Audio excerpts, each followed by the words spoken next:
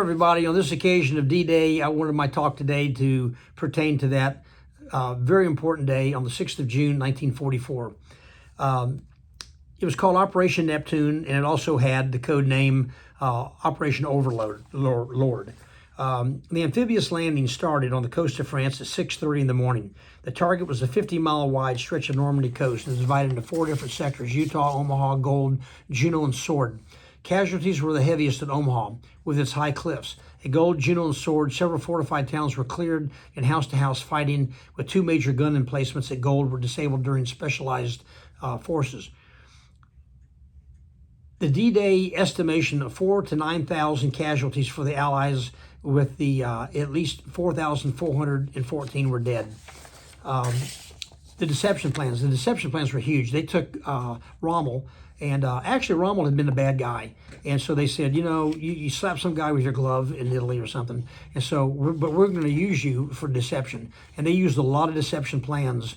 They wanted the Germans to think we were going to be hitting at Calais over there in northern France, which was the closest to England, but instead we wound up going into Normandy. But there were a lot of things. They had plastic tanks out there. They had broken the code of the Germans. They knew what they knew. And so there was a lot of deception. They bombed the devil out of Calais 2 weeks before. They sent a lot of messages to the French underground before.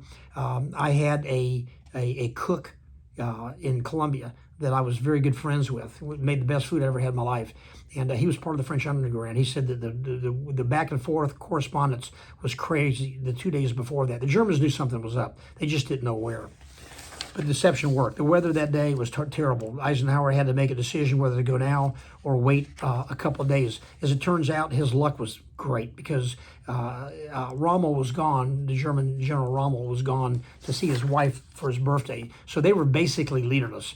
Hitler was sleeping. They told not to disturb. So they were basically leaderless for the first 12 hours that this thing went on, which was greatly in our favor. Rommel believed that the Normandy coast could be a possible landing point for the invasion, so he ordered the construction of extensive defensive works along that shore. In addition to concrete gun emplacements, they had wooden stakes, metal tripods, mines, large anti-tank obstacles on the beaches that day. Now, if you have not gone to Normandy in your life and you're an American, you need to go. I would put the number 1 on my bucket list, above the Grand Canyon or Washington Monument or I don't care what. That's number 1. I can't remember a place I went in my life that I was more moved when I went to Normandy. Of course, I've been a soldier most of my adult life, but my goodness, you don't have to be. When I went there both times, I had people with me that were not soldiers, and they were reduced to tears. You go there and you walk along that beach, go up to the cliffs, look down, go to the American cemetery. It's unbelievable. It's well worth the trip to go over there.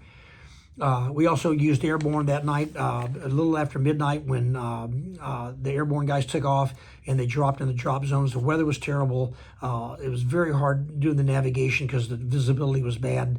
But they wound up getting them all on the grounds. They wound up getting key strongholds on the beaches and the little towns inland, which helped hook up with the guys that were actually landing on the beach. It was the largest seaborne invasion in history, with nearly 5,000 landing craft, 289 escort vehicles, and 277 mine sweepers participated. 160,000 troops crossed the English Channel on D-Day, with 875,000 men disembarking by the end of June. Allied casualties, as I mentioned earlier, were 4,414 dead, and the Germans had somewhere between 4,000 and 9,000 dead.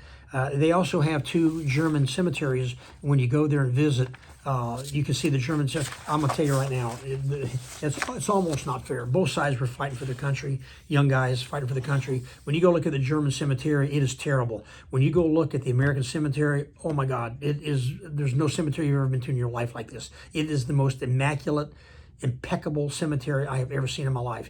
There's very strict rules on who could be buried there.